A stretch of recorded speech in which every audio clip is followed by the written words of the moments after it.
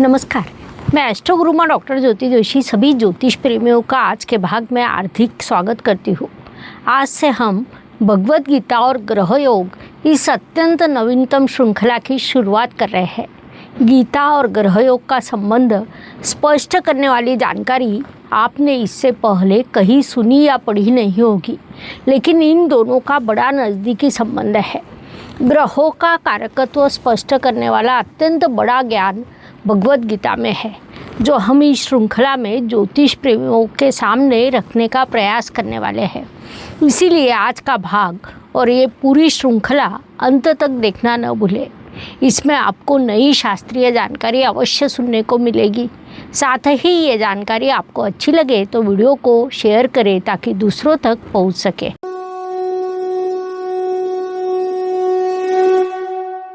आज के समय काल में मनुष्य के सबसे महत्वपूर्ण कोई चीज़ हो तो वह प्रेरणा है।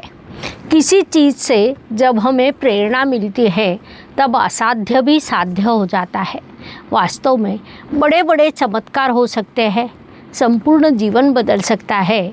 इसके कई उदाहरण हमारे आजू बाजू में देखने को मिलते हैं। लोगों की समाज की इस आवश्यकता को पहचान कर वर्तमान स्थिति में मोटिवेशनल स्पीकर के रूप में कुछ लोग बड़ा अच्छा कार्य कर रहे हैं। उनकी बातों को जब हम सुनते हैं तब मुख्य रूप से एक बात ध्यान में आती है कि जो तत्वज्ञान बता रहे हैं उसका मूल भगवद गीता में छिपा हुआ है। गीता में जो कुछ बताया गया है उसे ही ये लोग नई भाषा में, नई बोली में समझा कर बता रहे हैं। मैं तो कहूँगी कि सबसे पहले मोटिवेशनल स्पीकर कोई है तो वह भगवान श्री कृष्ण है।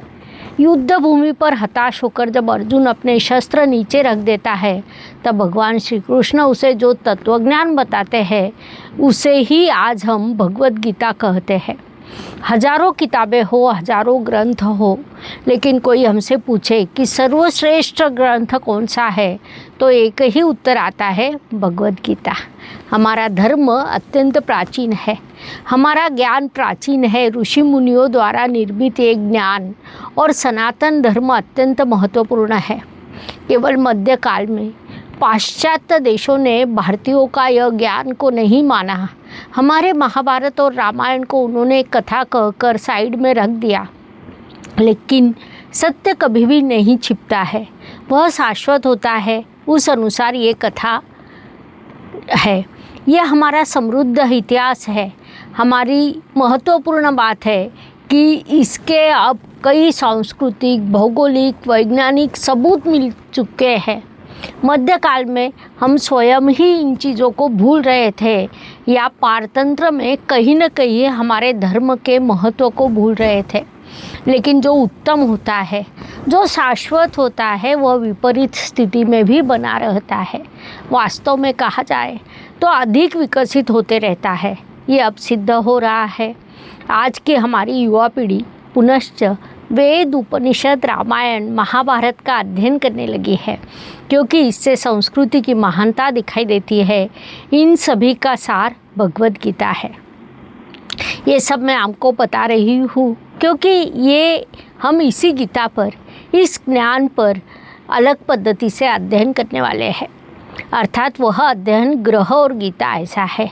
संभावना है कि ये आपको थोड़ा अलग लग रहा हो। इसे आपने आज तक कहीं सुना या पढ़ा नहीं होगा, लेकिन ग्रह और गीता का अत्यंत गहरा संबंध है। हमारे जीवन में जो कुछ होता है वह ग्रहों के कारण होता है, और हमारे जन्म के समय ग्रह कहाँ थे उसका हमारे स्वभाव पर, निर्णय पर, आदतों पर बड़ा प्रभाव पड़ता है। ग्रहों के कारण निर्माण होने वाले इस स्वभाव को जीतने का बल हमें गीता से मिलता है। इसीलिए हम गीता और ग्रहों का संबंध दर्शाने वाली एक श्रृंखला शुरू कर रहे हैं। गीता जो हमें ग्रहों पर विजय प्राप्त करने का बल देती है। इस श्रृंखला में हम अध्ययन करने वाले हैं कि शनिदेव हमें सिखाते हैं कर्म कैसे करना है। मंगल ग्रह कहता है शौर्य क्या होता है। बुध ग्रह हमें अच्छा या बुरा पहचानने की कला देता है। मन को शांत कैसे रखना है ये हमें चंद्रमा सिखाता है। तो वास्तविक ज्ञान और दिशा देने का कार्य गुरु ग्रह करता है। साथ ही भोग और सुख का आनंद लेते समय भान कैसे रखना है, ये हमें शुक्र सिखाता है। सूर्य हमें अपनी पहचान और आत्मबोध सिखाता है, इसीलिए हम सूर्य को आत्मा कारक भी कहते हैं। राहु और केतु ये दो ग्रह मोह भ्रम पर विजय कैसे प्राप्त करना है, ये सिखाते हैं। संक्षेप में, ग्रह आपके जीवन को बनाते हैं और उन पर विजय कैसे प्राप्त करना है, ये भगवद गीता सिखाती है। आपने कभी विचार किया है कि ग्रह हमारे जीवन पर इतना बड़ा परिणाम कैसे करते हैं? बाधा आती है, कभी अवसर आता है, कभी मन संभ्रमित होता है तो कभी शांत रहता है। ये सब कहाँ से आता है? अर्थात उसका कारण हमारे जन्म के समय ग्रहों की जो स्थिति थी उस पर निर्भर करता है, जिसे हम जन्म कुंडली कहते हैं और कुंडली के ग्रह भी कहते हैं। ये सब भले ही सत्य हो, लेकिन आज के आधुनिक काल में ग्रहों से भयभीत होना नहीं चाहिए, बल्कि उन्हें समझने का प्रयास करना चाहिए, उनके बल का स्वीकार करना चाहिए। उसके बाद अपना मन, अपने निर्णय का उपयोग करना चाहिए, उसी से सफलता भी प्राप्त करनी चाहिए। अब प्रश्न ये है कि ग्रहों का बल क्या होता है? तो कारकत्व के अनुसार ग्रहों का बल निश्चित होता है। उस अनुसार शनिदेव हमें कर्म सिखाते हैं, इसीलिए उन्हें हम कर्मफलदाता कहते हैं। मंगल ग्रह हमें संघर्ष से विजय प्राप्त करने का सामर्थ्य देता है, इसीलिए हम मंगल को सेनापति कहते हैं। उसके बाद बुध ग्रह हमें विवेक सिखाता है। चंद्रमा मन की स्थित प्रज्ञता दर्शाता है। गुरु त्याग देता है। शुक्र संतुलन सिखाता है। सूर्य अर्थात रवि आत्मा कारक होने के कारण हमें आत्मबोध देता है। साथ ही राहु केतु हमें मोह से मुक्ति का मार्ग दिखाते हैं। इन सभी का संतुलन कैसे करना है, ग्रहों को कैसे समझना है और गीता में उसके अर्थ को कैसे पहचानना है, इस दृष्टि से हम नई यात्रा शुरू करेंगे।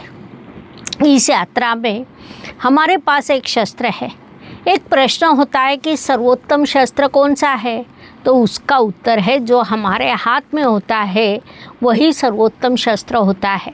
अर्थात कभी कभी कोई पत्थर भी शस्त्र बन सकता है यदि उसका उपयोग समय पर और उचित पद्धति से किया जाए। आज हमारे हाथ में एस्ट्रो गुरु डॉक्टर ज्योति जोशी ये यूट्यूब चैनल है। इस चैनल के माध्यम से हम सभी ज्योतिष प्रेमी, ज्योतिष अध्ययनकर्ता एक जगह जुड़े हैं। इससे हम विचारों का आदान प्रदान करते रहते हैं। ये हमारी फैमिली बन चुकी है। उसमें अब हमने गीता और ग्रह योग इस विषय को लिया है। हम इस संसार में रहते हैं, ये विश्व बदलने वाला है, अवश्य बदलने वाला है। उसके लिए आपको भी अंदर से बदलना पड़ेगा। तो चलो शुरू करते हैं एक नई श्रृंखला, गीता के ज्ञान की ओर, एक प्रेरक, शाश्वत और निरंतर और अभ्यासपूर्ण श्रृंखला। ये श्रृंखला आपको देखनी है तो इस वीडियो को लाइक करें, शेयर करें, सब्सक्राइब करें। आपके मित्रों को बताइए, भाइयों को बताइए, माता पिता को भी बताइए, क्योंकि ये ज्ञान सभी के लिए है, हर भारतीय व्यक्ति के लिए है। मनुष्य ग्रहों का दास होता है, लेकिन वह उनका सहयोगी बन सकता है। साथ ही ग्रहों के उचित उपयोग से जीवन समृद्ध बन सकता है। वही ज्ञान हम प्राप्त करने का प्रयास करने वाले हैं। धन्यवाद। शुभम भवतु। जय ज्योतिष। ज्योतिष का अध्ययन तथा शास्त्र की शास्त्रीय तरीके से पढ़ाई करने के लिए मेरी 2 किताबें प्रकाशित हो चुकी है, उनका अवश्य लाभ लीजिए। Please like, share and subscribe the channel. और हाँ, बेल आइकॉन दबाना ना भूलें। धन्यवाद।